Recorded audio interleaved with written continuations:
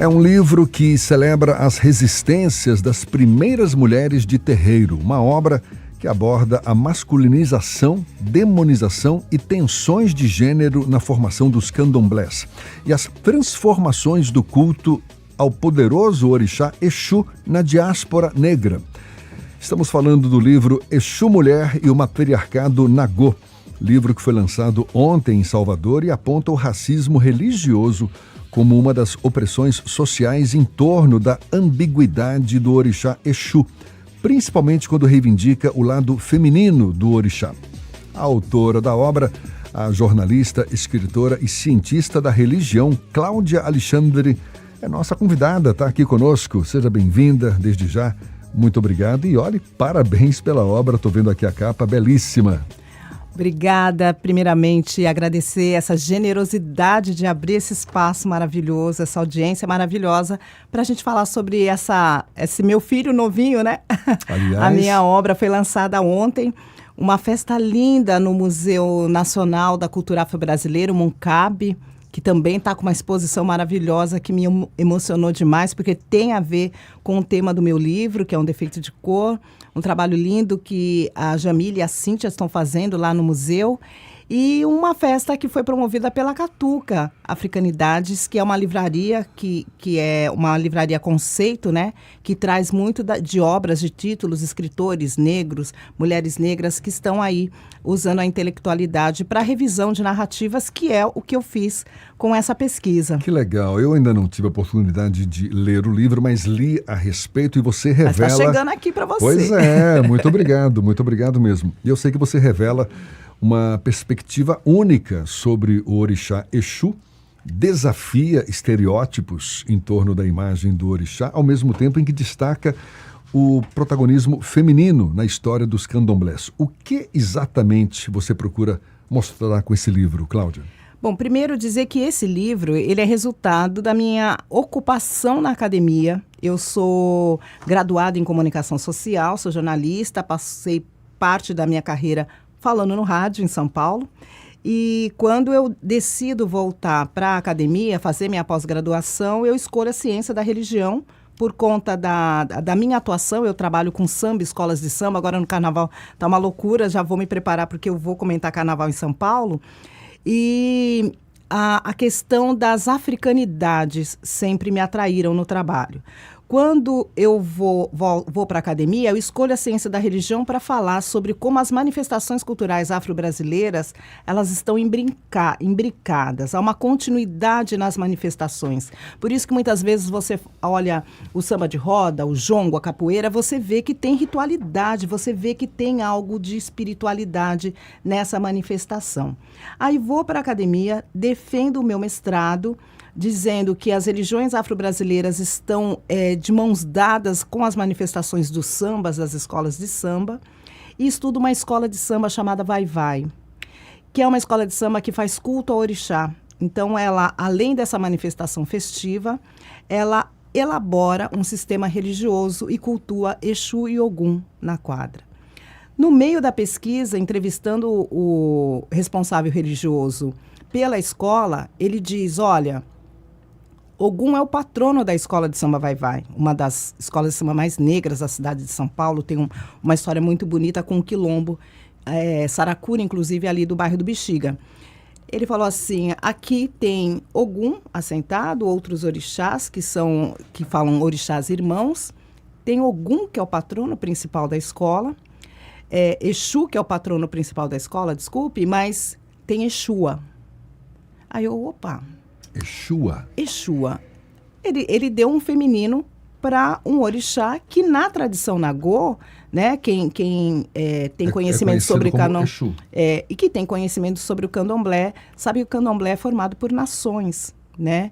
E Exu está ali como um elemento masculino, tradicionalmente.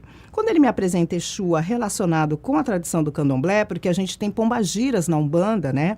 Tem esse feminino já comum conhecido na Umbanda, mas Exua ligado a uma tradição nagô, eu também venho de uma tradição nagô, eu tenho uma dupla pertença na matriz africana, eu me atentei. Falei, poxa, nagô ligado a Exua, ele falando Exua, eu guardei porque não era o meu objeto de pesquisa era falar da religião da escola, e aí aquilo foi me inquietando. Quando eu chego termino o mestrado, lanço o livro do mestrado, sou convidada para fazer o projeto do doutorado. Eu falei, bom, já falei de samba, que é parte da minha vivência. Eu venho de uma família musical, que o samba fazia parte do nosso final de semana. E aí eu falei, bom, já falei do samba, que é parte da minha vida, as religiões de matrizes africanas, o candomblé, a umbanda também faz parte aqui da minha casa. Eu vou levar para o doutorado essa inquietação sobre o feminino de Exu, saber o que é essa Exua. E aí eu começo, engraçado que o que eu vou traçar para a pesquisa que eu sempre me interessou foi a questão de gênero, a questão da mulher nas manifestações. E aí eu fui juntando as coisas. Então, assim, são fragmentos, porque a história do povo negro no Brasil, eu acho que na diáspora negra, ela é coberta de mistérios, de falsas narrativas, de muitos fragmentos, e eu fui juntando. Então, eu falei, olha, vou buscar que Exua é essa, que feminino é essa que o Babá lá na quadra me falou, dentro do terreiro. Vou olhar qual é essa questão para Exu, que ali já se levantava, a questão de Exu ser central na questão da intolerância religiosa, na demonização. Quando se fala em demonização, sempre vai pensar nessa figura que foi associada ao diabo cristão. Você começou falando das tradições religiosas de matriz africana, a relação dela com as escolas de samba de São Paulo. Interessante que a gente aqui está com um projeto fantástico que é o Sons do Terreiro Mundo, exatamente. Não é? Que faz exatamente a ligação da influência das religiões de matriz africana com a música baiana. Pois é. E Laís é quem está tocando esse projeto. Laís, vamos conversar muito. Tudo a ver, tudo a ver. Agora, também me chama a atenção, e você deixou bem claro aí, ou seja, a diáspora negra fez com que muitas coisas se desvirtuassem ao longo do caminho. Se alterassem, e essa influência do racismo religioso, explica melhor aí, porque você dá espaço para isso também no livro, né? Exatamente isso. Quando eu falo de Exu mulher e o matriarcado Nagô, eu estou lançando luz a vivências e experiências femininas de mulheres no candomblé. Quando eu digo que Exu é mulher, e o nome do livro é composto, né? Exu, tracinho mulher, hífen mulher, para dizer, olha, essa é a parte feminina de Exu. Poxa, mas Exu não foi cultuado, ele não entra no sistema como um orixá feminino. Como é que fica isso? E aí é o ponto também de tensão, né? Porque, poxa, se a tradição no Brasil sempre ditou que Exu é masculino, e quando a gente vai pensar em feminino, a gente vai pensar em Pombagira, que história é essa agora de Exu mulher, né? Então, eu dou um passo atrás para buscar a demonização, que tem a ver com racismo religioso, que tem a ver com intolerância. Foi através dessa estratégia de dizer que Exu era associado ao diabo cristão, que Exu era um demônio e que havia um culto ao demônio por povos africanos, é que começa o racismo religioso, que é uma categoria que a gente vai colocar depois, quando os intelectuais vão trabalhar essa questão da discriminação racial, porque inicialmente se falava em preconceito racial. Mas afinal, Exu originalmente é Exua? Essa é a boa pergunta do livro. Voltando ao século XVI, rapidinho eu vou fazer esse retorno para te responder. Quando viajantes, missionários, exploradores começam a chegar em África, já com um projeto de escravização negra, porque a escravização começa na África Central, povos bantus, Angola, Congo.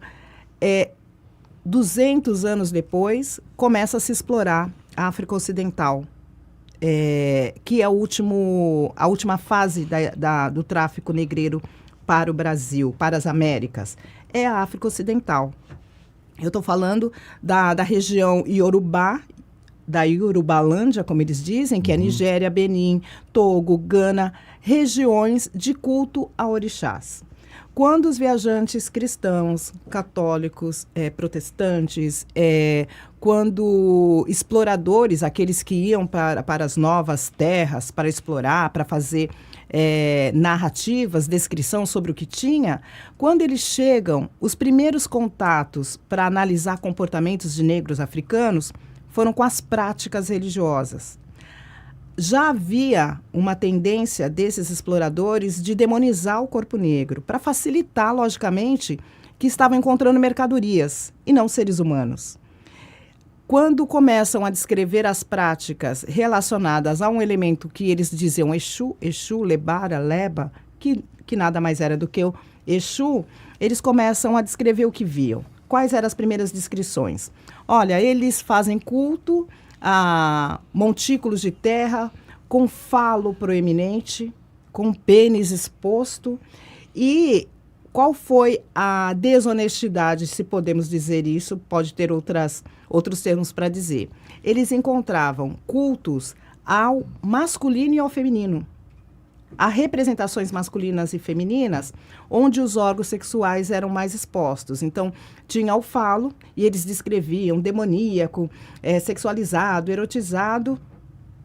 E também encontravam as representações femininas ao lado, complementares. Mas eram vaginas enormes, expostas, porque esse era o culto à vida, à fecundidade. Tinha essa relação e não a relação do julgamento cristão, cartesiano, de controle ao corpo. Tem descrições e estudos, inclusive em livros de Pierre Verger, de que esses exploradores assumiam Exu Leba é masculino e feminino, é dos dois sexos. Até as páginas do livro trazem isso. Só que do feminino preferimos não descrever.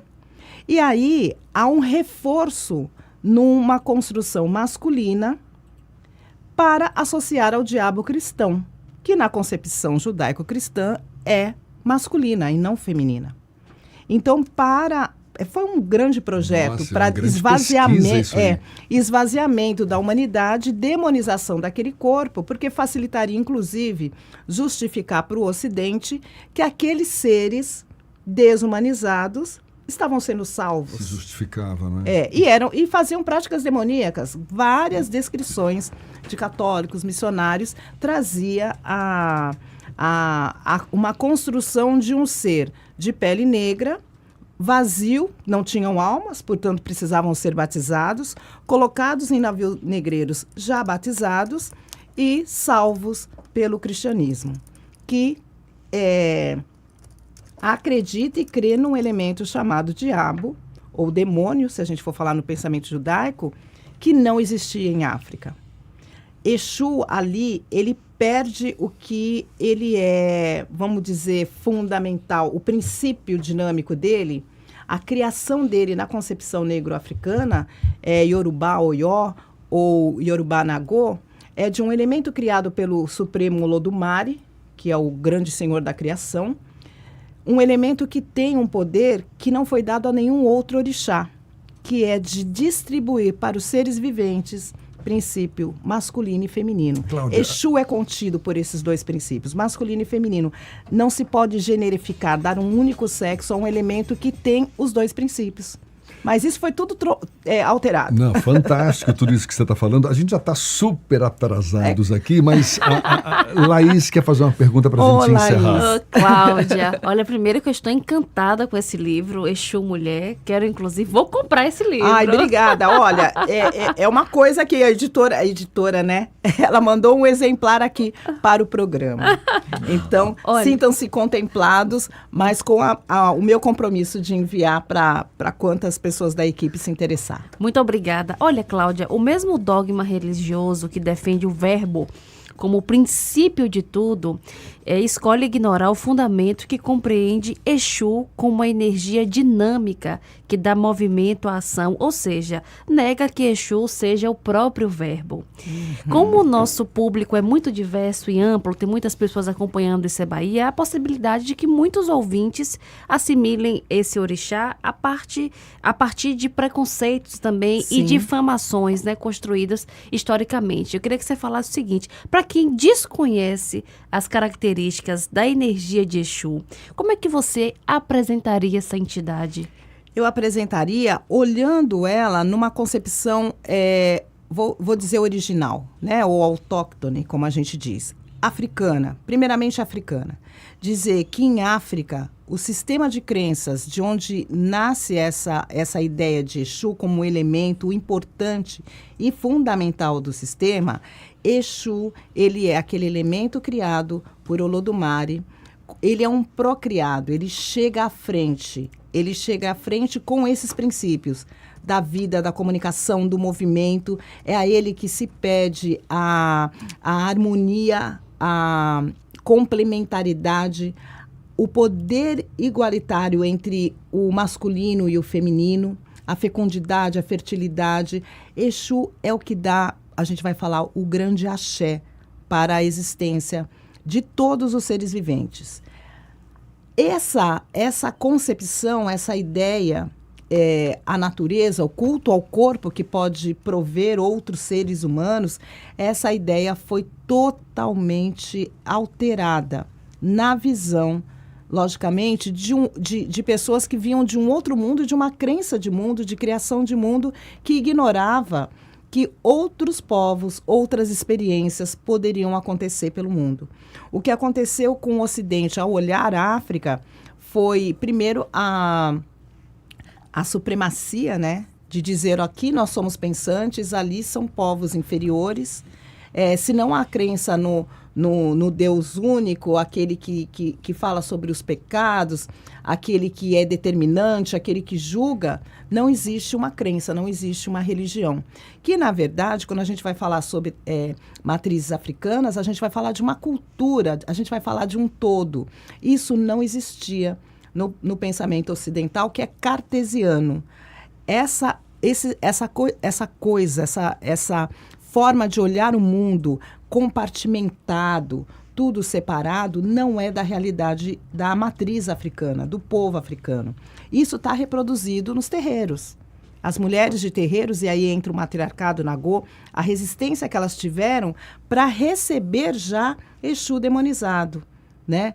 Para lidar com uma sociedade totalmente hostil para as realidades e as experiências negras, porque vinha de povos escravizados, e com um elemento já demonizado, construído pelo aquele pensamento católico, de que era um diabo cristão, que era o demônio. Há uma grande campanha mundial que diz, Exu não é diabo. Não existe diabo na matriz africana. É uma concepção ocidental. É uma concepção de uma outra visão de mundo. Essa visão de mundo não pode ser usada para olhar outros mundos e outras experiências. É aí que entra a intolerância, né? As pessoas não suportarem a diferença, a crença do outro. E tudo se resume a uma única coisa, falta de conhecimento, né? Para justificar essa intolerância, essa discriminação, esse preconceito todo. E olha, parabéns pela obra. Cláudia Alexandre, Exu Mulher e o Matriarcado Nagô, obra recém-saída do forno. Sim. Foi lançada ontem. Parabéns, Cláudia. Muito obrigado. Um prazeraço conversar com você. Quem quiser comprar o livro, ter acesso à obra, porque tenho certeza que tem muitos ouvintes aí esperando por esse momento. Olha, aqui em Salvador está na livraria e editora Catuca, ali no centro, próximo ao Pelourinho, no centro histórico.